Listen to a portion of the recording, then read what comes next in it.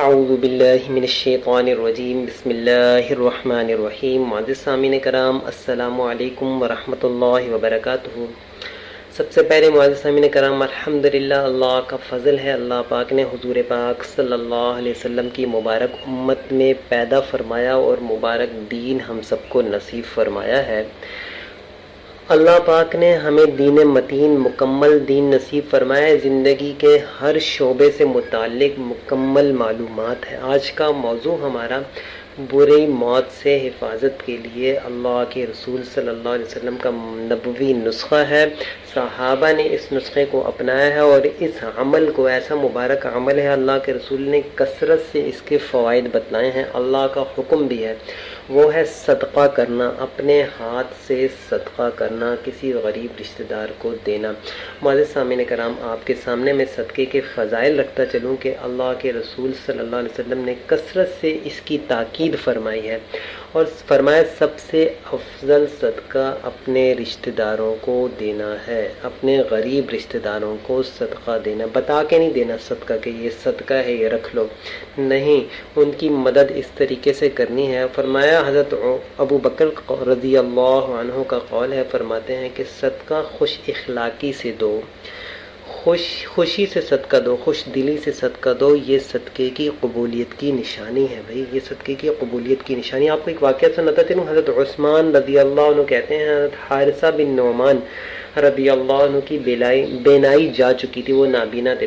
انہوں نے اپنے نماز کی جگہ سے لے کر اپنے کمرے کے دروازے تک ایک ایسی رسی باندھ رکھی تھی، جب دروازے پر کوئی مسکین آتا تو اپنے ٹوکرے میں سے کچھ لیتے اور رسی کو پکڑ کر دروازے تک جاتے اور خود اپنے ہاتھ سے اس مسکین کو دیتے تھے۔ حضرت حارثہ بن نعمان کی بات ہو رہی ہے۔ گھر والے ان سے کہتے کہ آپ کی جگہ ہم جا کر مسکین کو دے آتے ہیں۔ وہ فرماتے تھے، میں نے حضور پاک صلی اللہ علیہ وسلم کو فرماتے سنا ہے کہ مسکین کو اپنے ہاتھ سے دینا بری موت سے بچاتا ہے، مسکین کو اپنے ہاتھ سے دینا بری موت سے بچاتا ہے۔ معزز سامعین کرام، صدقے کے بے شمار فضائل آتے ہیں۔ کہتے ہیں جو صدقہ دیتا ہے نا، صدقہ دیتا ہے اللہ کی رضا کے اپنے مال دیتا ہے۔ اللہ کے رسول کی ایک اور حدیث آپ کو سناتا چلوں، فرمایا کہ صدقے سے مال کم نہیں ہوتا، صدقے سے مال کم نہیں ہوتا، یہ ذہن میں بات رکھنی چاہیے۔ اللہ کے رسول کا فرمان ہے صدقہ دو گے مال کم نہیں ہوگا۔ بے شمار فوائد ہیں صدقے کے۔ آفات و مصیبتوں سے ٹالتا ہے، آفات و مصیبتوں کے آگے یہ ڈھال بن جاتا ہے، روکتا ہے ان کو، عزت و ناموس کی حفاظت کرتا ہے، ہر قسم کی بیماریوں سے شفا نصیب فرماتا ہے، مال میں زیادتی اور برکت کرتا ہے۔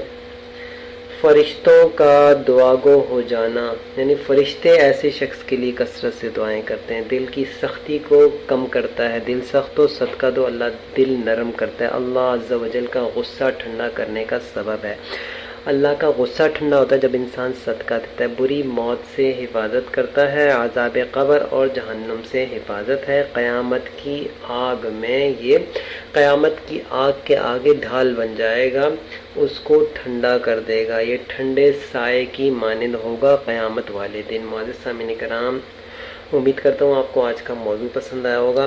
صدقہ کریں، اپنے سب سے پہلے غریب رشتہ داروں میں دیکھیں، جو سب سے غریب ہے اس کو صدقہ دیں، یہ سب سے افضل صدقے کا طریقہ ہے معزز سامعین کرام۔